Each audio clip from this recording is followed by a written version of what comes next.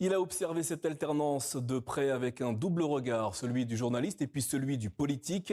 Mamoudou Ibra Kane, leader du mouvement politique Demain, c'est maintenant et auteur du livre Troisième alternance au Sénégal, mon double regard, est notre invité ce soir pour analyser ce séisme qui vient de secouer le pays de la Teranga. Mamoudou Ibra Kane, bonsoir et merci d'être avec nous. Bonsoir. Ravi de vous recevoir. Bassirou Diomaye Faye a donc limogé Ousmane Sonko. Étiez-vous surpris hier soir en apprenant cette annonce ou, comme l'affirment certains, c'était inévitable? Pas du tout surpris, inévitable, certainement. C'est un peu le destin des duos au pouvoir qui se transforment en duel et qui, presque fatalement... Historiquement, ça rappelle un petit peu l'opposition qu'avaient eu Léopold Sédar Senghor et Mamadou Ba. Oui, on ne peut...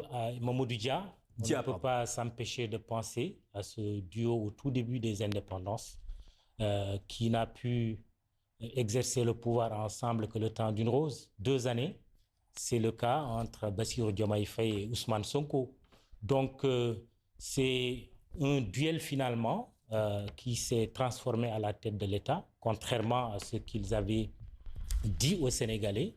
D'où d'ailleurs, quand on suit les réactions aujourd'hui des Sénégalais, c'est quand même des réactions de déception, quelque part. Alors, on va revenir un petit peu sur l'état d'esprit des Sénégalais ce soir, ou peut-être celui de certains de nos téléspectateurs.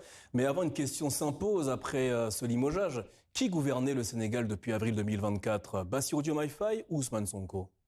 Dans la rigueur des principes, c'est le président de la République, avec ses prérogatives, qui s'appuie sur un Premier ministre qui exécute la politique définie par le chef de l'État.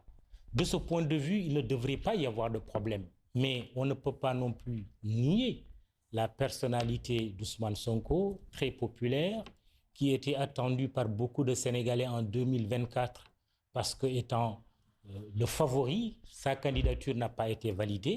Cela a pesé sur la balance, mais comme vous le savez aussi, le Sénégal est une démocratie avec des institutions qui fonctionnent, avec un ordonnancement constitutionnel.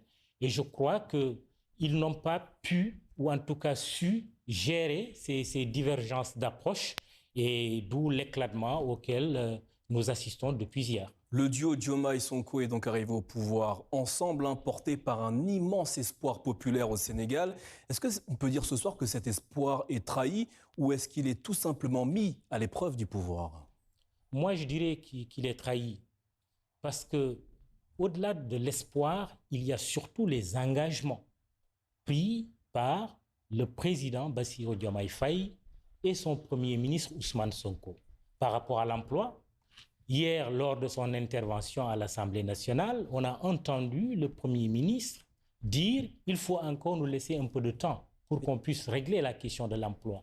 Mais justement, Mamoudou Ibra Kane, pardonnez-moi de vous couper, hier soir, juste avant l'annonce de ce limogeage, on l'a vu dans le reportage précédent, Ousmane Sonko était à la tribune de l'Assemblée nationale. Il a eu des mots assez durs en ce qui concerne les fonds politiques, un sujet sur lequel il n'est pas forcément d'accord avec le président. Est-ce que c'est ça qui a causé sa chute? On peut dire que cela a précipité les choses. Ousmane Sonko a dit, dans le principe, on peut le comprendre, en disant les fonds politiques, il faut qu'ils soient contrôlés, mais il oublie au passage qu'il avait pris l'engagement, lui, Ousmane Sonko, en tant que leader politique, mais aussi ensemble avec Bassirou Diomaye Faye dans le cadre du programme de PASTEF, de supprimer purement et simplement les fonds politiques en les qualifiant de haram.